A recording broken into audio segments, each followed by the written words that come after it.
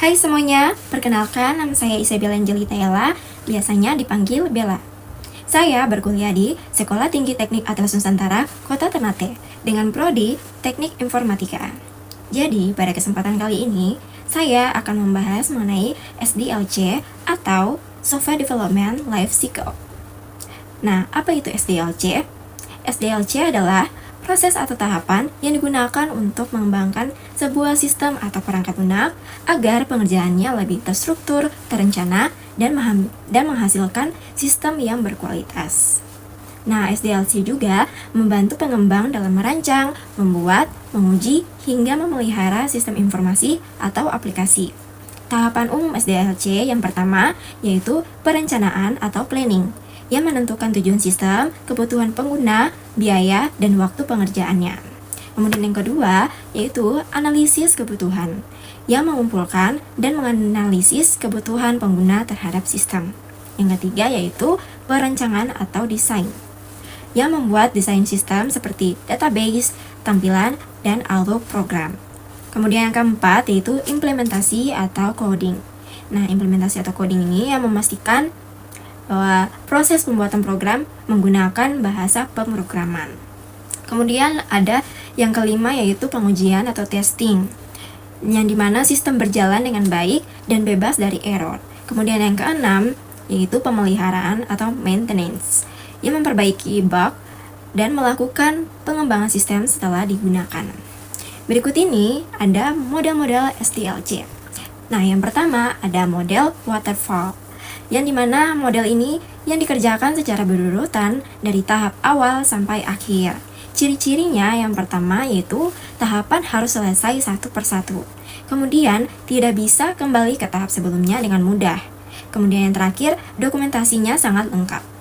Untuk kelebihan dan kekurangannya yaitu kelebihannya yaitu mudah dipahami dan cocok untuk proyek kecil dan kebutuhan yang jelas. Kekurangannya sulit jika ada perubahan kebutuhan dan prosesnya cukup lama. Kemudian yang kedua yaitu model prototype. Model prototype ini model yang membuat contoh awal sebelum sistem utama yang dibuat.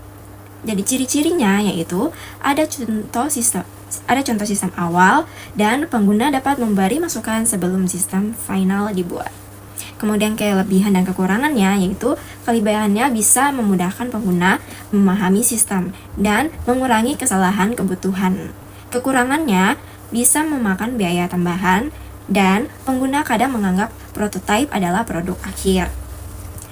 Kemudian yang ketiga yaitu ada model spiral. Model spiral ini adalah model yang menggabungkan pengembangan bertahap dan analisis risiko. Ciri-cirinya yaitu pengembangan dilakukan berulang seperti spiral dan fokus pada analisis risiko. Kelebihan dan kekurangannya bisa cocok untuk proyek besar dan risiko dapat dikurangi sejak awal. Dan kekurangannya biayanya mahal dan prosesnya cukup rumit. Kemudian yang keempat ada model iteratif. Model iteratif ini, sistem dikembangkan secara bertahap dan terus diperbaiki pada setiap iterasi. Ciri-cirinya, sistem dibuat sedikit demi sedikit dan setiap versi diperbaiki terus-menerus. Kelebihannya, mudah melakukan perubahan dan pengembangan lebih fleksibel. Kekurangannya, membutuhkan perencanaan yang baik, bisa memakan waktu yang panjang. Kemudian yang kelima, ada model incremental. Incremental ini, sistem dibuat berdasarkan bagian-bagian kecil atau increment. Yang ciri-cirinya terdapat fitur dibuat secara bertahap dan setiap bagian dapat langsung digunakan. Untuk kelebihan dan kekurangannya, kelebihan bisa lebih cepat menghasilkan sistem dan risikonya lebih kecil. Kemudian kekurangannya membutuhkan desain awal yang baik dan integrasi sistem bisa sulit. Kemudian ada model agile. Nah, model agile adalah model modern yang fleksibel dan berfokus pada kerjasama tim serta perubahannya cepat. Ciri-cirinya, pengembangan dilakukan dalam sprint dan sering berkomunikasi dengan pengguna. Untuk kelebihan, cepat menyesuaikan perubahan dan cocok untuk proyek modern. Kekurangannya, membutuhkan kerja sama tim yang kuat, dokumentasi kadang kurang lengkap. Untuk kesimpulannya, yaitu SDLC adalah metode pengembangan sistem yang membantu proses pembuatan software menjadi lebih teratur dan efisien. Terdapat berbagai mode SDLC seperti waterfall, prototype, spiral, iteratif, incremental, dan agile. Pemilihan model tergantung pada kebutuhan proyek, ukuran sistem, biaya, dan tingkat perubahan yang mungkin terjadi. Sekian dari penjelasan dan model-modelnya serta kesimpulannya. Mohon maaf apabila ada kekurangan pada tutur kata dan video tersebut. Sekian dan terima kasih.